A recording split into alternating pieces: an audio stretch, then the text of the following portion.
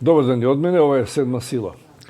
За нас балканците, Блискиот исток секогаш бил далечен. Дали затоа што чувствуваме некој европски егоцентризам или пак сме премногу преокупирани со собствените проблеми. Но од време на време последиците од тоа што се случува таму ги чувствуваме и ние, како што беше пред 4-5 години големата бегалска криза, кога 1 милион бегалци од Сирија и во окружувањето поминаа низ Балканот. Во делови од Балканот се уште има остатоци од овој проблем. Затоа не е лошо од време на време да се навратиме што се случува таму.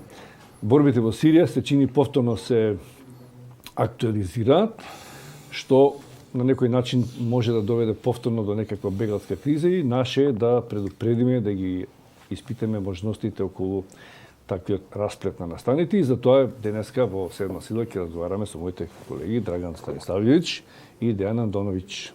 Добар ден. Добар ден. Драган, се почнеме со тебе, бидејќи си прв пат во студио. Дејан пред малку беше тука, говореше за некои други геостратешки ситуации во светот. Што се случува сега во Сирија?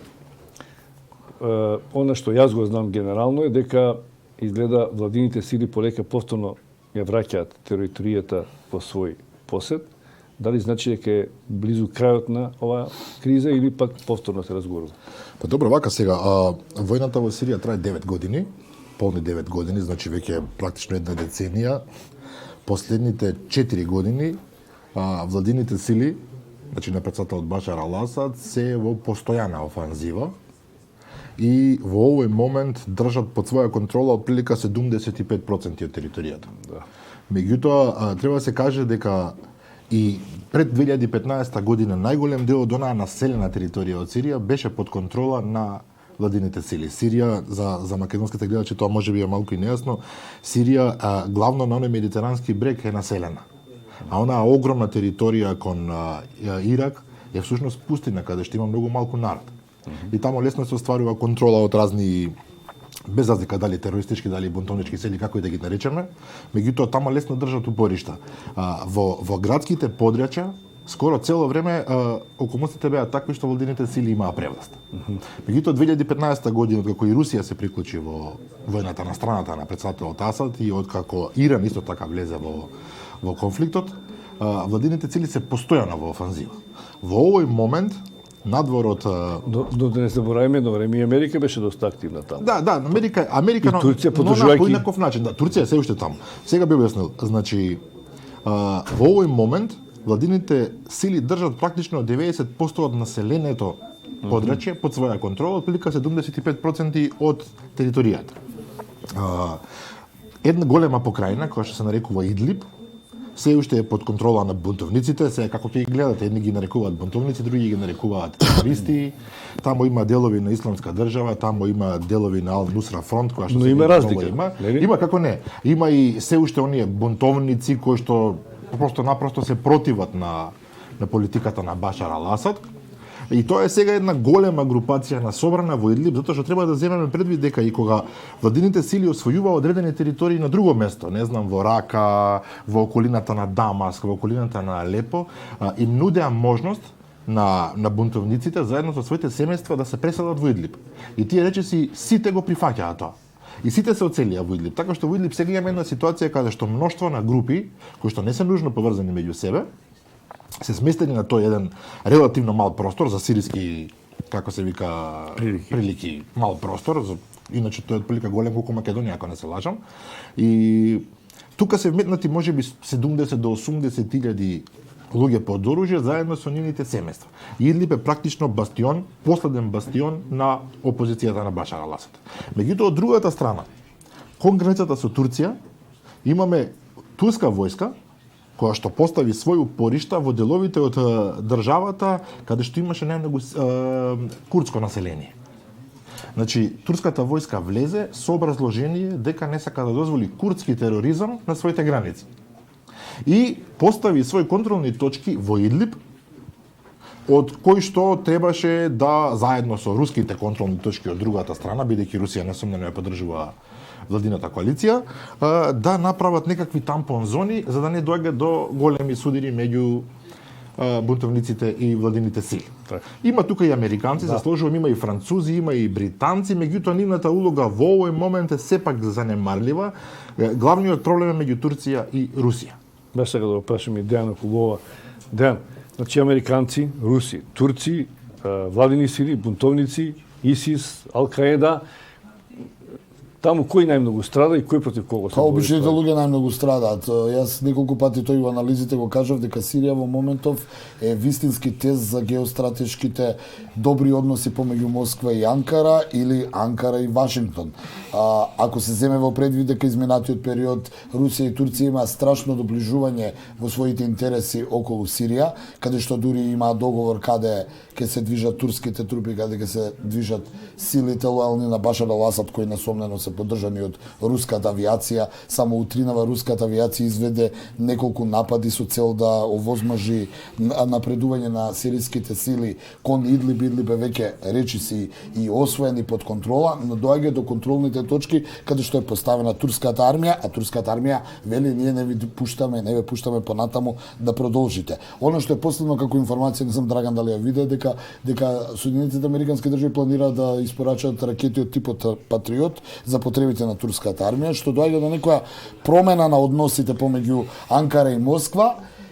Ова е важно, но тие генерално се повлекуваат американците од Сирија, а Турција е членка на НАТО. Јас сега Значи кажам, Турција со кого е сега добра, со да. Русија или со Америка? Па тоа сакам да кажам дека оној инцидентот пред 4 години со уривањето на рускиот авион, кога некако преку ноќ Путин и Ердоган се доближија, неприродно ако се земе во предвид дека Анкара е членка на НАТО и дури дојде до таму турците да избираат страна, па ја избраа руската, сега како да се пишмани и како да се враќаат во своето старо јато во НАТО, односно со Вашингтон ги доближуваат односите.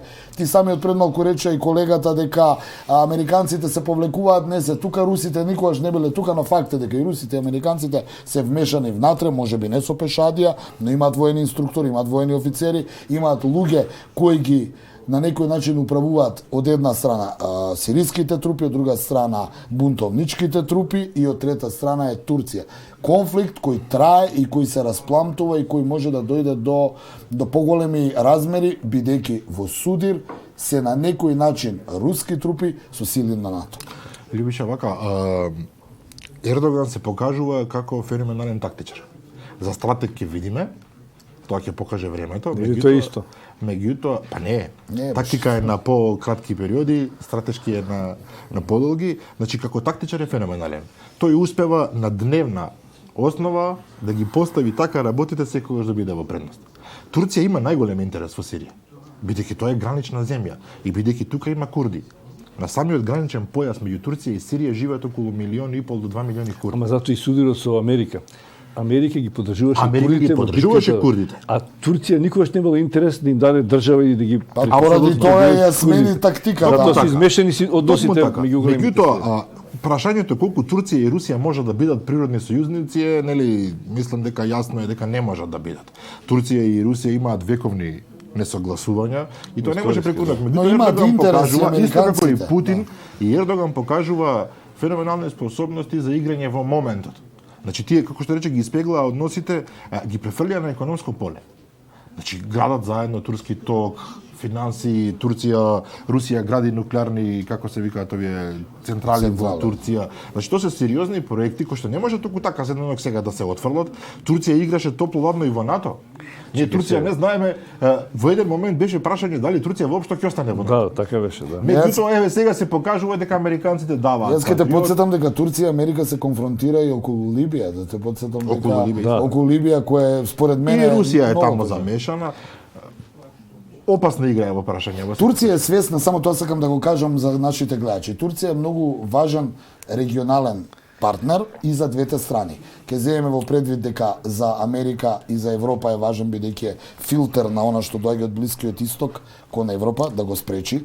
За русите што е многу важен? За русите е многу важен бидејќи да не забораваме дека Русија има голем број на население и оние поранешни советски републики се туркофонски, значи Туркменистан, значи со мал допир на Анкара може да дигне Путин да има сериозни проблеми внатре во границите на Русија. Ќе потсетам дека и Кина е тука загрозена бидејќи мора да има добри односи со Турција, има уйгури во Кина каде што доколку Анкара сака може да ги подгре, значи на некој начин се заложници на турската политика. Бидејќи се битни личностите за кои што и Драган говори дека е голем тактичар Ердоган, но не е мачки на кашлица ни Путин. И тој е играч кој поголем стратег дефинитивно. Преку Сирија го крена својот рейтинг на меѓународен план и сега овој суди, да го наречам условен, меѓу Ердоган и Путин ваму во Идлиб ќе покаже како тоа ќе се разреши, бидејќи ни Путин не смее да попушти да се повлече од оваа ситуација. Не смее, меѓутоа знаете како Башар ал-Асад не крие во овој момент дека практично е пион на Путин. Значи тој нема избор. Само врз основа на неговата желба остана на власт. Да, на Путин и на ајатоласите во Иран. Тоа е многу интересна една комбинација како тоа една сириска арапска држава е толку блиска со Иран, кој што по дефиниција е скаран со сите арапски држави, но ете нашле некаков интерес. Значи реално владата во Дамаск е многу слаба. Кога мислам на слаба, прво истоштена, 9 години војна.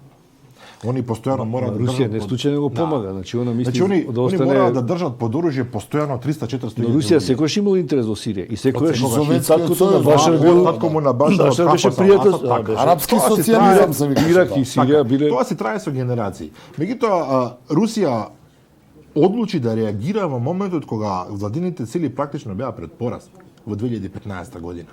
Прашање мислам дека беше на месеци кога немаше да издржат. Просто напросто имаше. Зашто Америка тоа се повлече?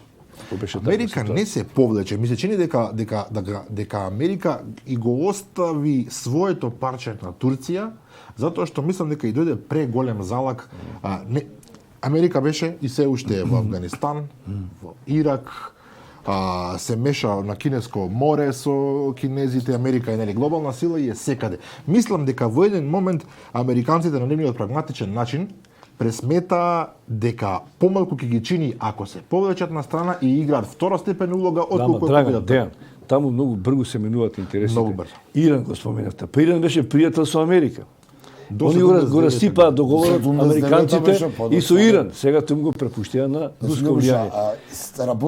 Работата околу Сирија, кога зборуваме, поврзана во целиот таа геостратегија. Јас ќе те потсетам дека Иран и Русија, односно Советскиот сојуз, имаше страшна поддршка и Сирија имаше геостратешки интерес, имаше Советскиот сојуз во време на комунизмот, така да Сирија од секогаш била руска интересна сфера. Ама Ирак не бил Иран, беше Ирак. Иран беше и беше Сирија. Ирак беше под руско влијание. Да, во времето на Садам Хусеин. Јас само сакам да ти кажам дека овдека Турција мора да изигра малце геостратешки, но мора и да го спречи оној верски, јас малку умина го збора тоа кај нас, обидот на Техеран да го направи таа шиитска полумесечина, која треба шиитскиот дел на Блискиот Исток да го помине доле до Јемен, значи преку Ирак каде што има шиити, преку Сирија каде алавитите се блиски до шиитите, варијантата да го направи тој коридор каде што е богат со нафта и утре да може верски да интервенира. Интересите се на ресурсите економски. Ајде прво да завршиме со војната, па ќе вратам ако имаме малку време на тие интересите. Бидејќи во интересите преку тоа што турците и русите се договараат економски, веројатно нема да останат без ништо и американците. Можеби тоа е начинот на некакво доближување меѓу Америка и Русија, но не сум толку голем геостратег да размислам на тој начин. Сигурно мора да има нешто. Така, па не сме и ние некои геостратези. Но бидејќи споменавте дека сега Ердоган се заканил со војна, дека таму зецка оружјето, дека може повторно да дојде до судир, дали навистина ќе се случи тоа? И второ, бидејќи почнавме Блискиот Исток, дали е далеко од Балканот, се покаже дека не е. Таму, колку што јас можев да прочитам, 100 до 200.000 луѓе се сега под закана на оружје, а 900.000 веќе се иселени. Тие треба да влезат во Турција. Играта на Ердоган не завршува, значи, со војната. Апсолутно не. Вака. Прво не е ни за Ердоган, уште 1 милион луѓе таму да му влезат. Прво Ердоган не е прв пат да се заканува со оружје. То тие што пратат знаат дека на секој неколку месеци Ердоган се заканува со влегување на трупи некаде. Дали во Ирак, дали во Сирија, сега пред месец дена беше и во Либија. Во Либија веќе Да. Морнарицата е таму, Морнарицата е секој таму. момент треба да се искачат Значи, по потреба. Турција не се откажува од улогата на сериозна регионална сила. И нема да се откаже. Турција е навистина премногу голема, премногу важна, таа е втората сила во НАТО, да не се лажеме. Турција има фантастичен човечки потенцијал, фантастичен економски 80 милиони потенцијал жители. и Турција нема да се откаже, особено не под власта на човек кој што има нескрини неотомански Но не, аспирации. до војна со Путин не верувам дека ќе Но, се- да, делот со војната. Па Путин и Путин и Ердоган до гледам, и сега НАТО го кара да покажа, се повлече. до сега и Путин и Ердоган покажаа дека знаат каде се лимитите. 2015 година јуривањето на рускиот авион беше критична точка. Кога во тој момент не влегоа во војна, кога беше прашање веројатно на часови, мислам дека нема теорија да се случи такво нешто, бидејќи се разбереме. Има руски војници, има и турски војници. Меѓутоа дури и гинат и руски и турски војници во Сирија. Тоа е јавна тајна. Да. Меѓутоа, тие меѓу себе никогаш не се удираат. Главните острици секогаш се сириската армија, нивните ирански бунтовници. поддржувачи и бунтовниците. Имаат контролни точки турците и русите, кои што повремено се под Доган, повремено има ракетни напади врз руската база Хмеим, меѓутоа Каде што претходно се информираат руските трупи да се повлечат, Да. за да биде сето тоа мислам театар. дека шансите од војна меѓу Турција и Русија се рамни на нула, но заострувања и уште поголеми заострувања секогаш се можни. Идлиб е последната зона во која што сириската армија нема контрола.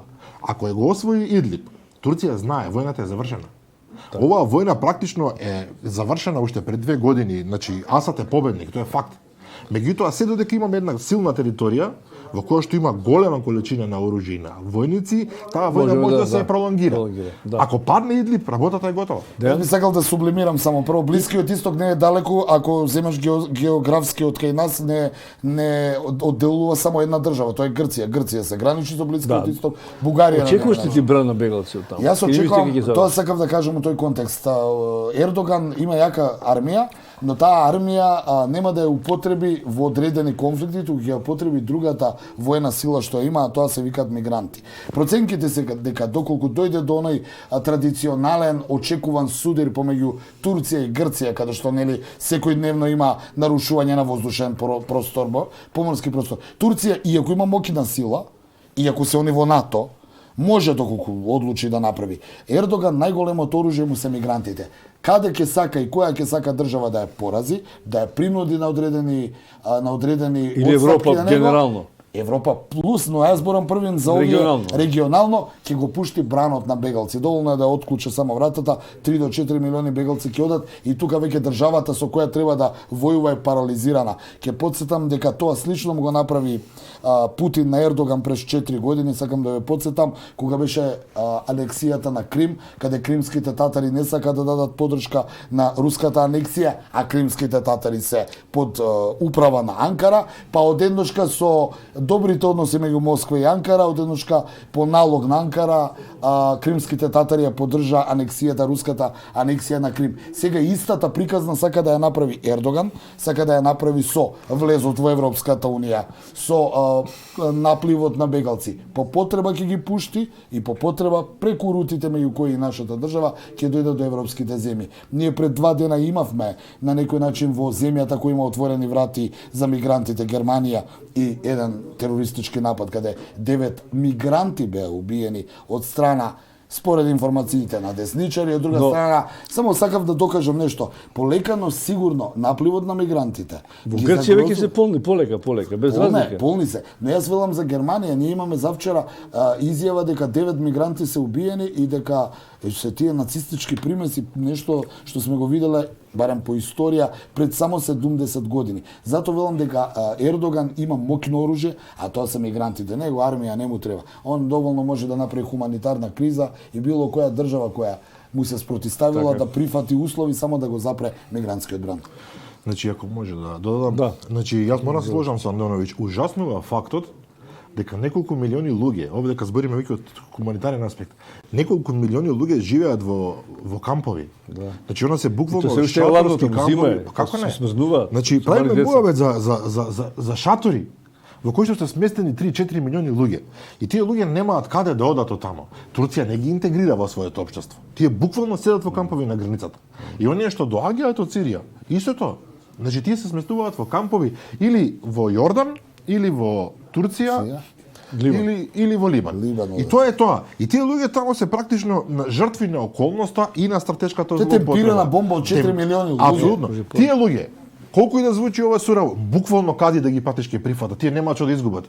Тие луѓе живеат во шатор на отворено. Само не ми се вратиле дома. Знаете ли како изгледа животот? Јас читав само како се живее. Добро, ако заврши војната, можеби ќе биде Ако заврши војната, меѓутоа таа војна се чини дека на многу фактори им одговара да трае до недалек. Така, војната е добар бизнис за Одличен бизнис. Одличен бизнис за многу сегменти. Благодарам што бевте гости во Седма сила, направивме една добра анализа, предупредивме на некои можни ситуации во кои што можеме и не можеме да влијаеме, но треба да бидеме спремни генерално за се. Можеме барем да информираме. Информираме, така. Благодарам што поканата. бевте гости во Седма сила. Почитувани гледачи, тоа беше последната содржина во утински брифинг. Довидување и пријатно.